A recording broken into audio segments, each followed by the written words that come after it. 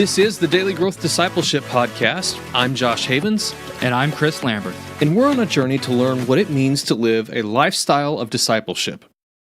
We're so glad you're joining us today, and we hope that as you set aside this time for God, that He will help you grow today in the everyday moments of life. Have you heard of this thing called the Enneagram?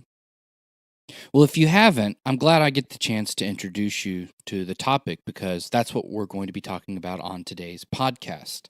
And the Enneagram has really become popular over the last few years. More and more people are talking about it, and they really want to know how this thing, this little nine-sided geometrical shape, can help them understand more about who they are and how it can help them create meaningful growth in their lives. And today on the podcast, we are going to be talking with Chris Heuertz, the author of The Sacred Enneagram.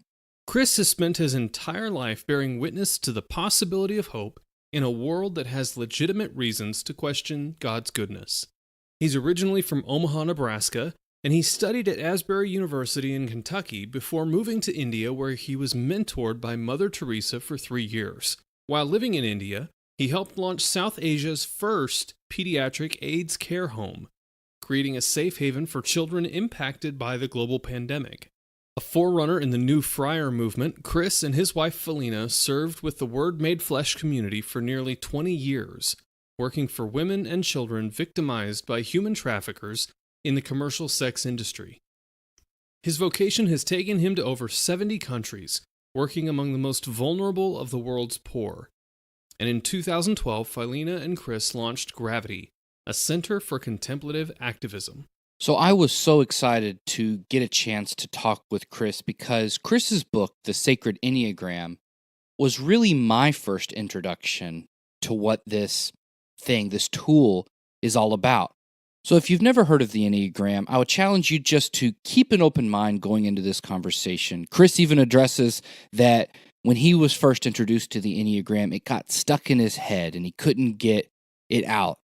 But what I have discovered through my own journey, and it's been a brief one, of learning about the Enneagram, is that this tool holds worlds of possibilities for helping us to discover who we are, who God has created us to be, and designing unique ways and tools and paths for us to walk with Him in our daily life. Chris, welcome to the podcast. Thanks so much for having me. Appreciate you guys making room. Yeah, we're really glad to talk with you today. I came across your work, The Sacred Enneagram, from reading an article on Christianity Today, and it was talking about the divine, or why you should read the Enneagram, and it was an article written about you and this work in particular. And this was a few months back, or maybe a year back now, and I had never heard of the Enneagram, which is kind of crazy because it's becoming very popular, and I see books popping up all the time lately. But your book was the first that has introduced it to me, so I'm really excited to talk to you about what you've written about and how you talk about it, because in some ways you're the first for me. So everything that comes after gets colored by, it's like, well, what did Chris say about this? Or so I'm really excited to jump in and talk about the Enneagram with you in particular. So I think a good place to start would just be, how did you first come across the Enneagram?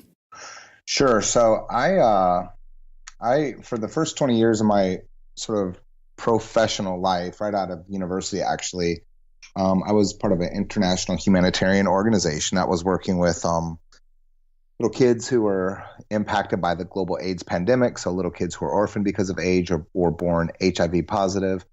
That organization, that community also did a lot of work with little kids that were conscripted to fight in civil wars in West Africa, youth that lived in sewers and refugee camps, slum communities, and on the streets, really all over South America, Eastern Europe.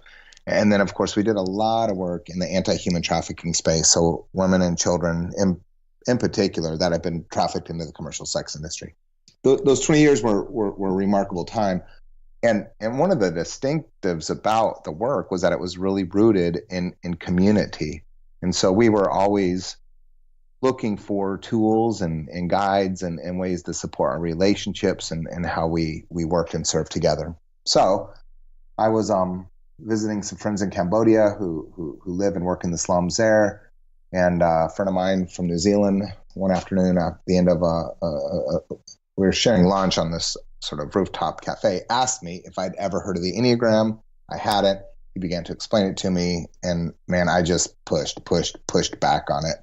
But you know how this is. It's sort of like a splinter that got stuck in your brain, and I couldn't shake it. And so eventually sort of figured out how to discern my type, and then we began actually using this in our community to help us understand ourselves and each other.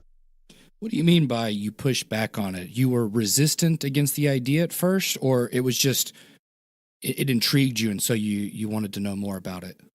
No, I didn't want to be back into a corner. I didn't want to be put in a box. I didn't want people to sort of be able to read my news, and so so of course our type is always showing. And my friend was actually really generous and gentle and not intrusive and didn't put type on me, even though I'm sure he could probably figure out what my type was. But yeah, even my type was, I don't want to be typed. And so there was a lot of resistance from me at the beginning. But that's the funny thing, right? I mean, the Enneagram sort of shows us these very typical and predictable patterns that keep us sort of asleep to the illusions of who we think we are. And for me, even my sort of introduction to this teaching was sort of obvious in what it was at the outset exposing for me. So you went through this conversation with your friend, and you couldn't shake this idea. So what led you to actually maybe open up and allow somebody to type you and look into your type? Well, so I will say this. I do think it's important that you don't type other people, and that you really do sort of come to terms with type yourself. And that's what my friend did. I mean, he really didn't put type on me. So when I left him and was traveling back to the States, I stopped in Long Beach. I stayed with another friend for a few nights on my way back home. And, I was jet lagged. I couldn't sort of shake it. So I got online. And, 20 years ago, there weren't a ton of sort of online tests out there for this, but I found as many as I could. I took as many of them as possible. And then I threw all the results in this Excel spreadsheet where I sort of averaged the answers and the responses, and I came up with all these sort of probabilities of what my type might be. And I sent this back to my buddy, and he was just like, man, you're doing this wrong. And so then he began to ask me questions, and he was, again, like I said, really honoring in the questions he asked, but essentially what he was doing was holding up the so-called childhood wounds.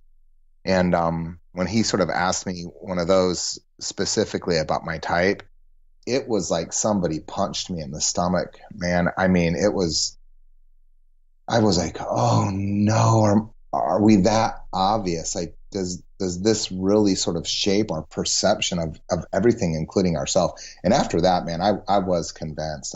It was pretty remarkable. It was pretty remarkable. You've done some pretty incredible work in missions, and you've already alluded to it a little bit. You're working in the slums of Cambodia, and you've done a lot of work with very impoverished people. How did God lead you into missions and working with these people?